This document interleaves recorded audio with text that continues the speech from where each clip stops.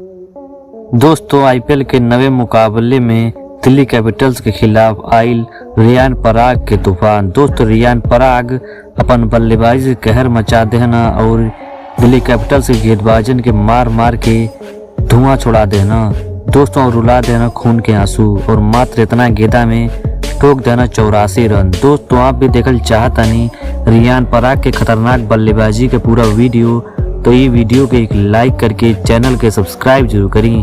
दोस्तों जैसन कि आप सभी लोगन के पता बा आईपीएल 2024 के आगाज हो चुकल बा, जेकर नवा मैच दिल्ली कैपिटल्स और राजस्थान रॉयल्स के बीच में खेलल गईल, जेमे दिल्ली कैपिटल्स के कप्तान ऋषभ पंत टॉस जीत के पहले गेंदबाजी करे के फैसला लेना और टॉस हार के पहले बल्लेबाजी करे। उत्तर राजस्थान की टीम के शुरुआत काफी ज्यादा खराब रहल। दोस्तों एक समय पर 30 रन पर राजस्थान के 3 विकेट गिर चुकल रहे, लेकिन ओकरा बाद हमनी के मैदान पर तूफान देखे के मिलल रियान पराग के। दोस्तों रियान पराग दिल्ली कैपिटल्स के गेंदबाजन के धज्जियां उड़ा देना और मार मार के रुला देना खून के आंसू, और मात्र 45 गेंदा में ठोक देना 84 रन। दोस्तों अपन पारी के दौरान रियान पराग लगौना 6 गो छक्का और 7 गो चौका।